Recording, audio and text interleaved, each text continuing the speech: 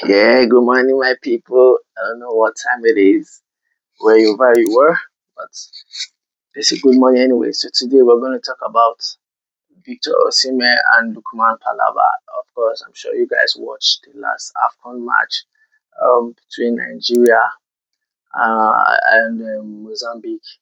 So you all saw how what happened. It was crazy. It was very crazy. No one expected that. Yeah, and then we're going to talk about I don't know if you guys have heard, but there's problem, there's trouble, like real trouble.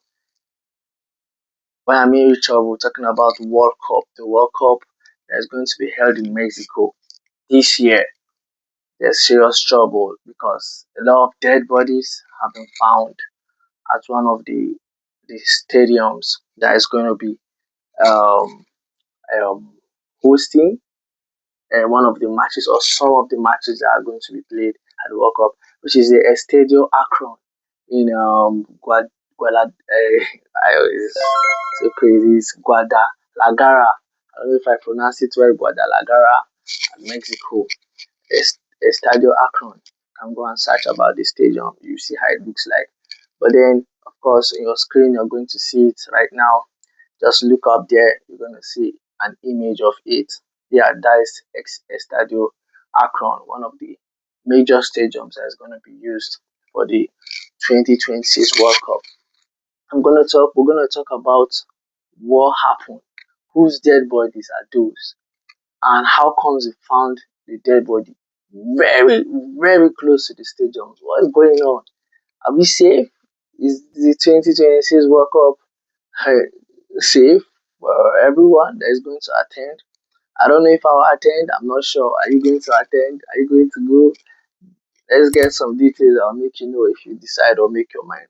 But first, let's talk about the Osimhen and Lukman Palaba. Yeah, I watched that match. If you're a Nigerian and you didn't watch that match and you say you love football, man, you messed up.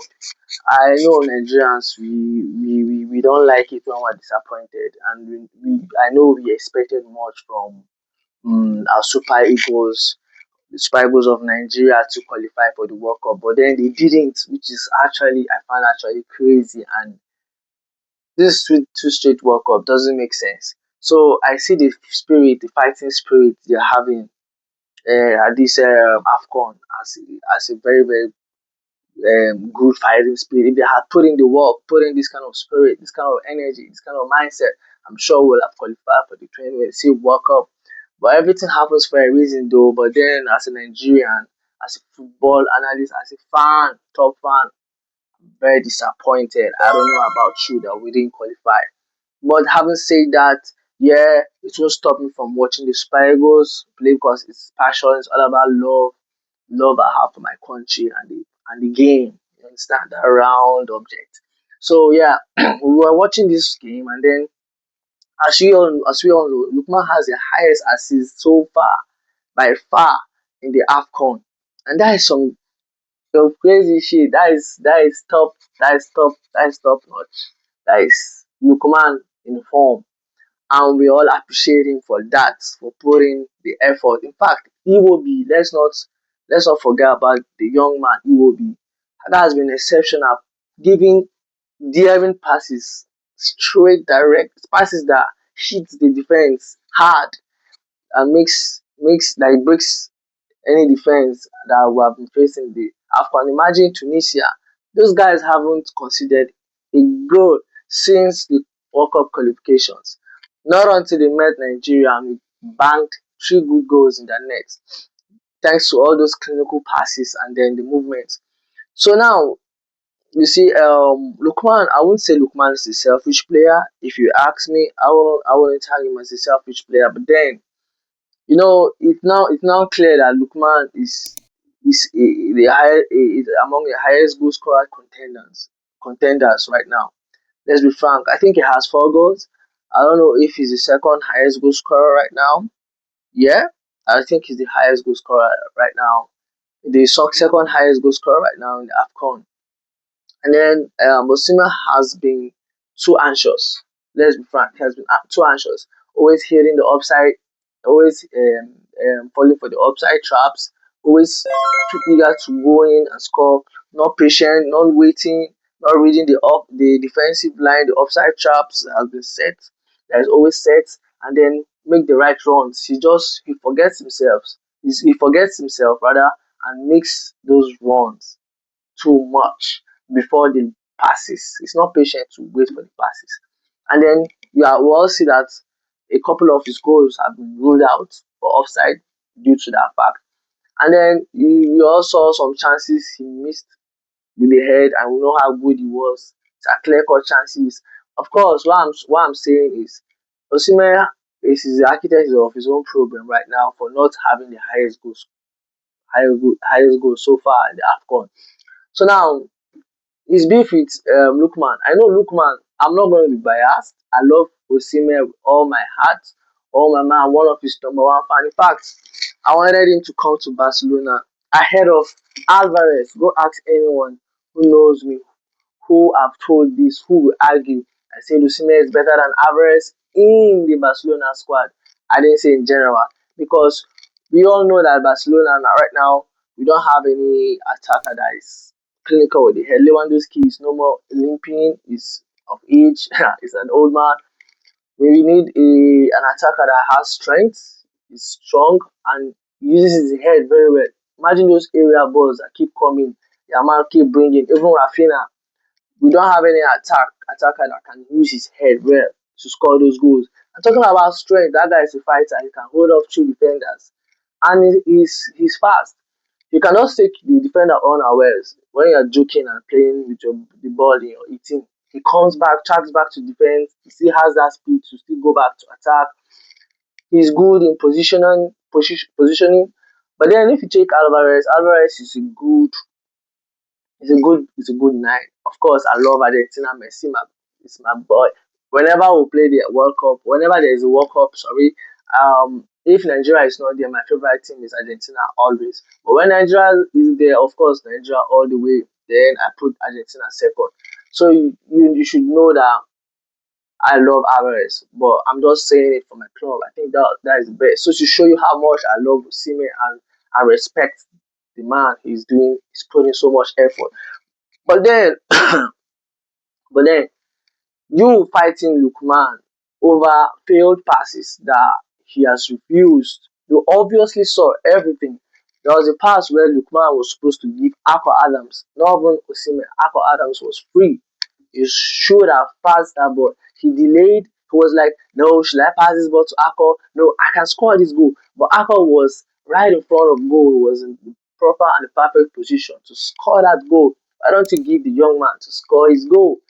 That guy hasn't got any goal in the AFCON except later when they subbed Osimhen and then he scored that banger. That was his first and only goal in the AFCON. So you have already scored a goal. I think that moment, Lukman had a goal already in that match. So you looking for more goals, it just shows clearly, he showed it, portrayed it clearly that he needed more goals. He wants to be that Lamb Knight. He wants to be that person who has the highest goal scorer, who is the highest goal scorer and the highest assister in the AFCON 2026. So that particular action really pissed me off.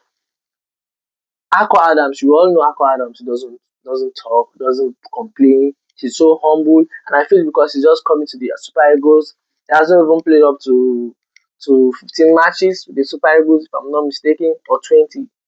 Yeah, 2020. I'm sure he has not reached that count. He was just called up recently, and then he's trying to be respectful and not disrespect anyone. But then if you air his plight just like Osimhen, I'm sure even Akko Adams will have had a fight or beef with Lookman. So Lookman that match was very very very very greedy. I won't say for other matches in the AFCON, but you see that particular match, it showed that he needed more goals. He wanted more goals. It's good to want more goals as an attacker in football, but then you should not be selfish to an extent. Yeah, I know he assisted Osimhen twice. He did in that match, but let's look at the highlights. You will see, we all see that the position where Lukman gave those assists were impossible positions for him to score himself. Nah, no one can score from such positions with a defender on you at that moment, not even Messi. So of course he had to bring a good pull out, bring it in the box, and then boom, a tapping from Osimhen. I think two tappings, all from the aid of Lukman, which we all applauded and were happy. But let's be frank, if Lukman was in the 16-yard box a little bit on range or a little bit on target, sorry, or rather, I'm very sure he will go for goal instead, even if Osimhen will be in the proper or the better direction. The attack that made Osimhen flame up was the one where we were on a clear counter. We were, I think, 3-2, if I'm not mistaken. Yeah, I think it was 3-2. So Bruno was the one who brought the attack to the 18. So Bruno was the offender, actually the first offender, and then Lukman did his bidi bidi, and then let me use that word, and then Osima was just clear and open all this while. The same position Akko Adams scored that goal was the same position Lukman was. And we all know that Lukman is as good as if Akko Adams can score that goal. We know Akko Adams is good, but then Osima is as good as that too. He could also score that goal. And then it's clear he was alone. You understand? He was the best option for that pass to be given to. And then Lukman did whatever, and then we won a corner. We didn't get the goal. And then it pissed Osimhen off. Right before Lukman was going to take the corner, he had confronted him, and then boom, this is where my problem is. Why would you point? It happens in football. In fact, today I went through YouTube, going through some videos, and then going through several videos of footballers fighting their own players, even in training section, not even in match, even training section, even in match. I've even seen where a player was ushered red card or given red card for fighting his own men, not even fighting the opposite team. So yeah, crazy things happen. But then this is Nigeria, we're brothers. It's the AFCON. All eyes are on you, and you are one of the top five attackers in the world, Osimhen. You know better. You shouldn't act that way.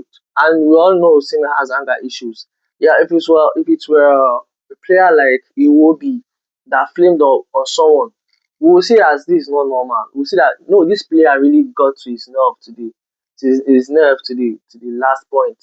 And we all know that yeah, maybe it's justifiable for Iwobi to act that way.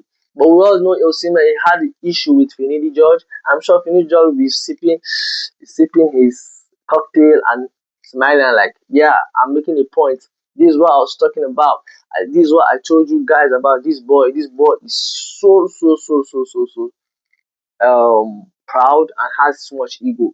He just proved a lot of things right there, Osimhen. You also had issues with your manager Napoli.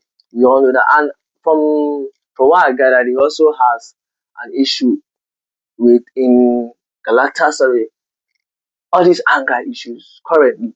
So he needs to put his emotions in check. We all let's be frank, Osimhen lovers, Nigeria lovers, let's be frank.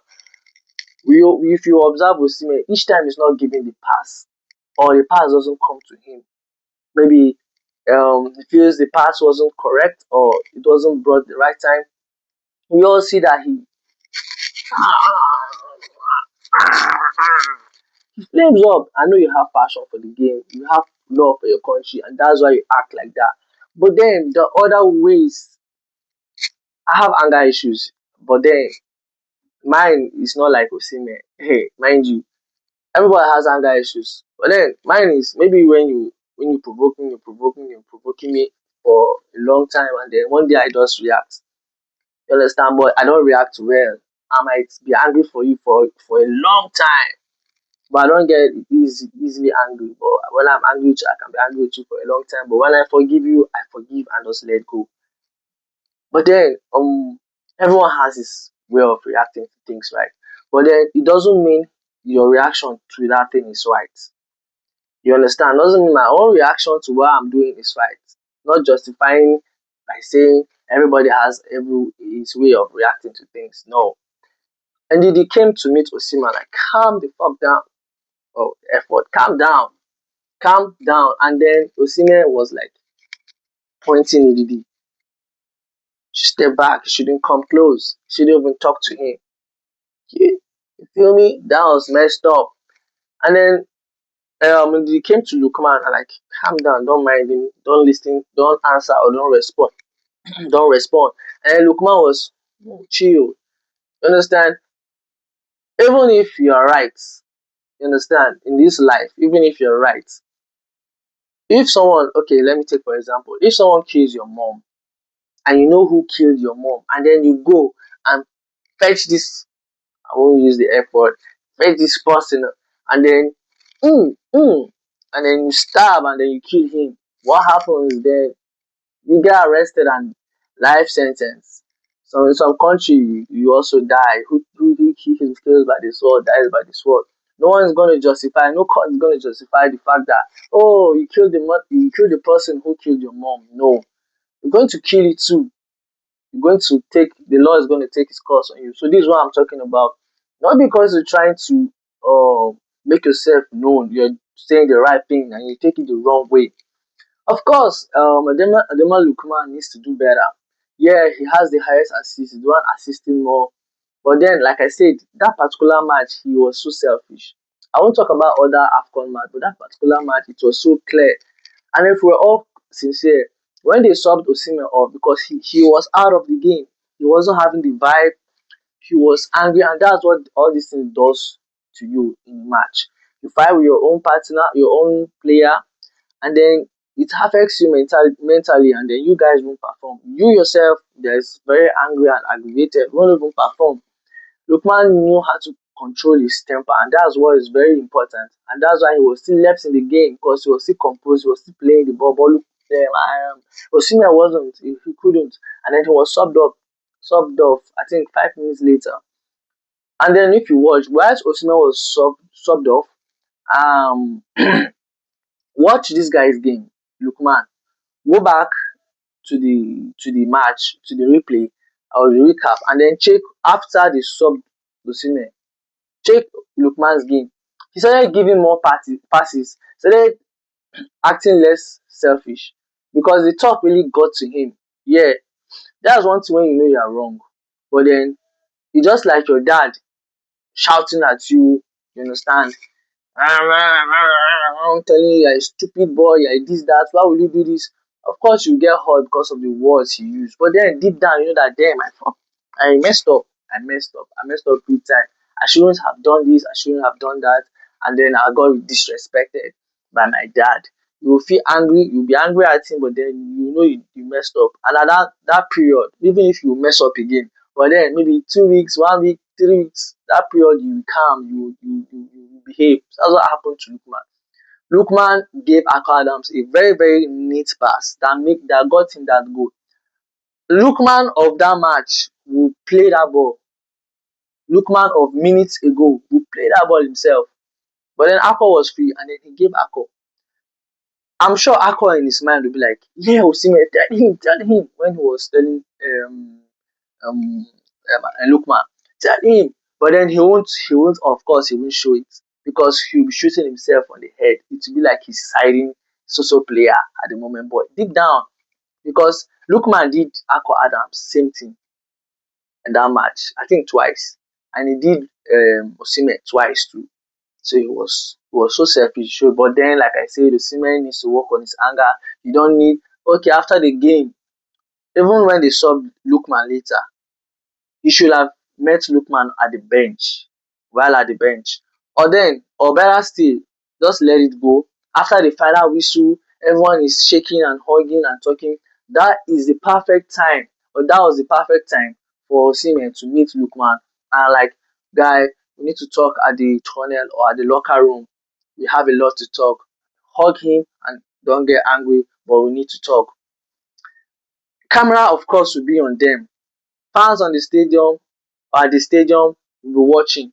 You understand? The eyes will be on them. That single gesture, that single action will liberate yourself from a lot of criticism and a lot of misunderstanding or misconceptions from some Nigerians or even the whole world. People from all around the world were watching. But then look at his reaction. Typical Osimhen moved down to the tunnel. You know, he didn't even answer anybody. Just an elderly man, even though he's a staff, he works in the team. you are more let's say more important than him in the team based on you are the player. I'm sure all these medical staff, all these other the ranking is their you need to see players don't really value them. That's how it is. Because the players are more expensive than them. Their value is more. So they feel who is this? Then he bullshit one elderly. I don't know who he was in the coach or who he is in the coaching staff rather, just moved in. I've seen Osimhen display this kind of character even in last AFCON. But then I justified his action because the players were playing rubbish. You understand? They weren't giving their best. They were playing like they don't need the game. And then he was angry. And then I think he did that when we lost the match against who? I think it was was it in the World Cup qualifiers or stuff. He was angry and he didn't he moved to the tunnel without talking to anybody. Boniface was holding him and he pushed Boniface away. She let him be and he moved to the tunnel. But I supported him 100% for that action because of it. Everyone was angry. Why will you guys not be hungry for glory? But then this one, no. You doing it in the pitch and off the pitch. It would have been better if he had acted that way off the pitch. You understand me? Everyone will understand and will support him for acting like that. Because everyone will understand that, oh, it's because of how selfish this Lukman has been to him. That's why he acted that. But then in the pitch and then off the pitch, no discipline. That is bad. You disrespected your coach and a lot of other people, even your captain. So he needs to work on his anger issue. I hope they solve the or resolve the issue. I've been seeing a rumor. I don't know how true it is till I see it officially from Victor Osimhen or official from official sites or credible sites that Osimhen has resigned from the national team following the incident that happened, saying Nigerians did not appreciate him, blah blah blah, and stuff like that. I've seen a lot of things and it just made me laugh. I don't know. I know Victor Osimhen is very I don't know unpredictable person. He has anger issues. I don't know if he can possibly pull that stunt, but I don't know till it's confirmed. So I'm not confirming it. I don't know about that.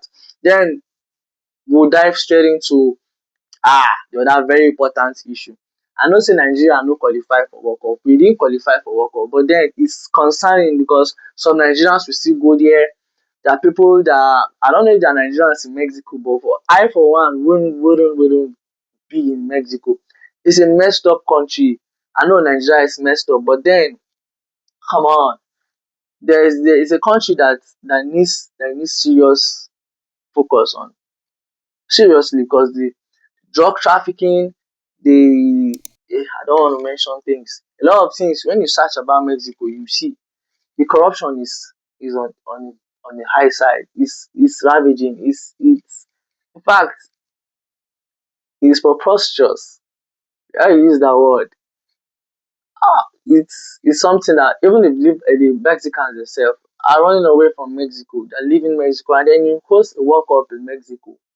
I saw that and I said, well, they have their reason and I'm sure everything will move fine. But then I saw this for a fact. Over 450 bags containing human remains have been discovered in multiple uh, clandestine grave sites near Estadio Akron. This is multiple, not just one place, not just 20 dead bodies, 100 dead bodies, not just not just 1,000 dead bodies.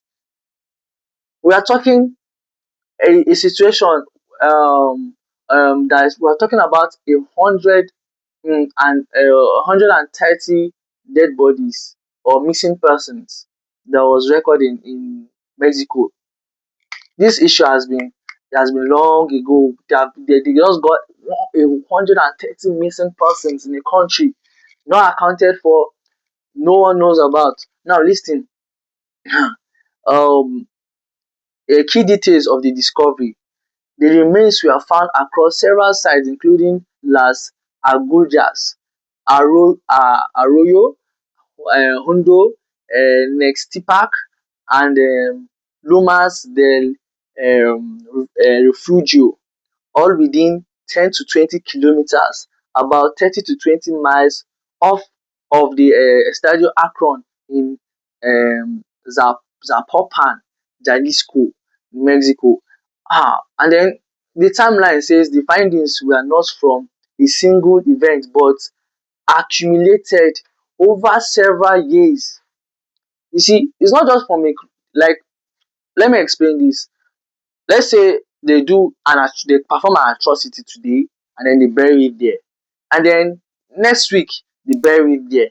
And then next month they bury it there. Like that is a dumping site for all the atrocities, the homicides. They just use there as a dumping site. There's another thing is here under the sun forever. I hope the FIFA does a full scale investigation, involves a lot of authorities, and they do this and they don't let it slide. And then to be a case of a serious bribery and corruption, and then they just pay and then they forget about it. I hope they dig deep. And then it's several years with discovery starting from 2002 and continuing through the late 2005. Okay, 2002, 2003, 2004, this is 3 years. God, 3 years of constant killing, 450 bags of dead persons, bags, 400 and, I'm not talking of 50 bags, I'm not talking of 100 bags, 450. And then the largest number of recoveries involving hundreds of bags occurred in Las Angulas in 2025. Just recently, ah, just recently, atrocities involving hundreds of bags. You know, there's what we call what they call them, archaeologists. Yeah, I think we call archaeologists. They have all these devices that even if you are dead a billion years ago, they can with your bones and that device determine how long this person has been gone for and how long has this bone lived for. You feel me, right? I'm sure most of us know about this already. And then that was the determining factor, how they knew hundreds of the bags occurred in Las Angulas in 2025, not long ago. And then we are planning a walk up there. And then it's just 9 kilometers away from the stadium, or one of the biggest stadium that's going to be used. And then discovery agent says much of the search efforts was led by much of the search effort was led by civilian search collectives, so collective groups largely made up of families of missing persons. You see, when it happens to you, you'll be worried. You understand? My son has been missing. People go on individually, civilians go and make that search because the authorities wouldn't. The corruption there is so high that someone can just come kill you and nobody will say a damn about it. Nobody will talk because there's power, there's money. Just ask however they want to. I know in Nigeria I have insecurity issues and all. We have a lot of issues pertaining insecurity. But then this is crazy. This is insane. This is unbelievable. And then it's very, very disturbing, very, very alarming. A lot it should be done about it. I don't know if the World Cup can be taken to another country already, if it's too late. But then if it's too late, they need to do a lot. We need to find out who are responsible for these killings. First, that is first things first. Apprehend them, let them face justice. This is the only way that people will feel safe attending the World Cup. Players will even feel safe attending the World Cup in Mexico because this is really, really, really disturbing. Okay, listen to this. Jalisco is one of Mexico's most violent states, and this is where the stadium is located at. Is one of the most violent states and a stronghold of the powerful Jalisco New Generation Cartel. Authorities and experts link the clandestine graves to organized crime, where victims were often killed during territorial disputes or lured and murdered. My God, this is cartel shit. This is cartel drama. Not even terrorism. When we talk about terrorism, we know that the foreign individuals, foreign bumpkins, foreign scumbags are the ones coming to your country to enforce a stupid idea and make you guys pay for it for not believing in their messed up ideas. This is what we call terrorists. They bomb you, kill you for not believing in their own ideas and trying to enforce their own ideas on you guys. Foreign people, people who most of them are not even from your country. But then these are just like cultism in Nigeria, cultism, and then cultism will reach an extent where they kill people anyhow, they bury people anyhow, and then it is reached a stage where you will find hundreds of bags, thousands of dead bodies in mass grave sites, mass murder. This and it's not just happening. It happened. It has been happening for years. And then victims. This is what I gathered about the victims. Official figures um, for the exact number of individuals represented by the bags have not been released, as forensics experts note that one person's remains can be spread across multiple bags, and a single bag might contain fragments from more than one victim. Many remains are fragmented, making identification very difficult. Are you understanding? Very difficult and contributing to a significant forensic backlog. Man, these guys are heartless. Like they kill you, they chop you in parts, like they butcher you like you're some pig, some pork, some beef, some it's crazy. Just like some animal, like for the eating, for the yanking, like they will run and roast you and cook you or dissect you for what? Different, and they don't bury you in one place after dissecting you. They scatter your remains. That is wicked, that is heartless. And then families, people that the family relatives of these people that these victims can't even bury their loved ones. They don't even know where to get them. In fact, they have to go on individual search.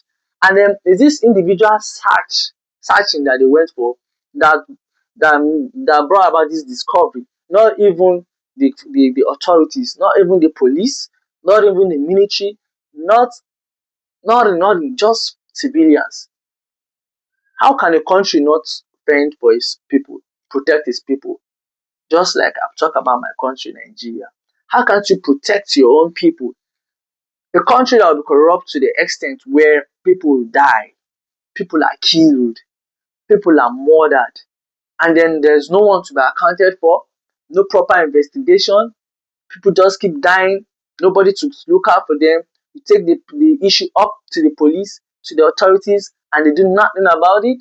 And then even when you get evidence for the person, the victim, sorry, the perpetrator of the act to be pinned down, to be arrested, for justice to take its course, and then you get you get harmed in the court, you get you get bullied in the court, and then you don't get justice. What kind of world are we in, people? And then this is what I don't want to go on and on. Just go and do your research, and then you will see what I'm talking about. This is a very serious issue.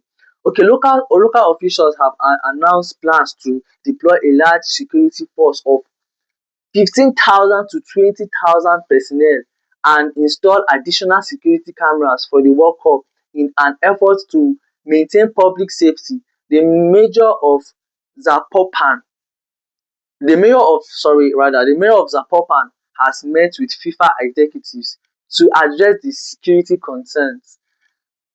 Critics argue that the global event hype should not overshadow Mexico's severe humanitarian crisis of over 130,000 missing persons nationwide, pushing to greater transparency and justice for the victims and their families.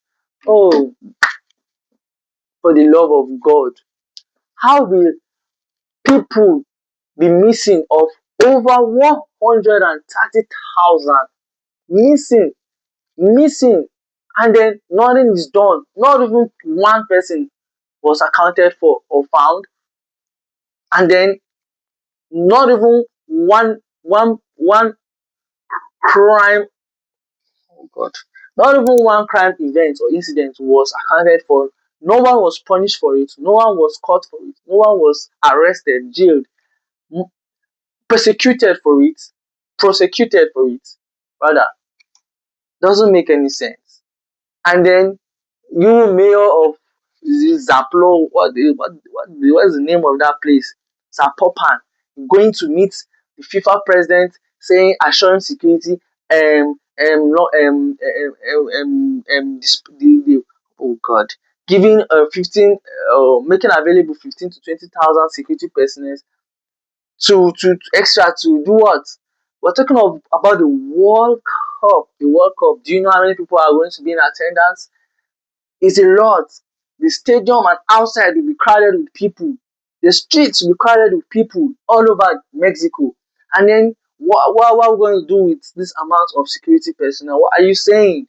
Even in just Zapopan, those security personnel are not enough. Even if they're going to deploy the 130 security personnel, I don't think it's going to be enough.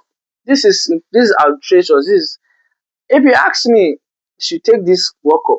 You should take the World Cup to another country. Are you feeling me? Another country.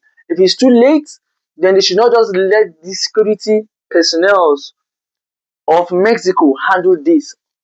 Rather, they should get security personnel from all over the world, from from countries who are known for good military power and military executions to go and then help out. Because at this point, I don't even trust the Mexican government. At this point, I don't even trust the mayor himself. I don't trust the president of Mexico himself. All might be linked to all this. All might be linked to one gang or the other, one cartel. So I rest my case. I want you to put in your own comments. What do you think? Should the World Cup be held in Mexico? What do you think? Should justice be served for those missing persons? The bags, oh my God, 450 bags of dead bodies with, without even, they scatter like just fixing a puzzle. Like the eyes is here, the mouth is here, the nose is here, the head is here, the legs are there. Find it in the 115th bag. You see, oh, this person was in the 110th bag. His legs were 100 and the 115th bag. It's messed up. It's just too congested. So I don't know how it's gonna be done. But I'm sure a lot of efforts, a lot of resources should be put in finding out who are responsible for this. And I hopefully they will pay for it. Because no one is above the law and no one can create and shouldn't have the right to take anyone's life. Peace out. See you next time. I remember your boy, Gosi J. Please keep liking, keep sharing, keep subscribing. Please, it keeps us going. I'm sure you didn't know about all this till now. So I'm glad I shared it with you. Thank you and see you next time. Bye.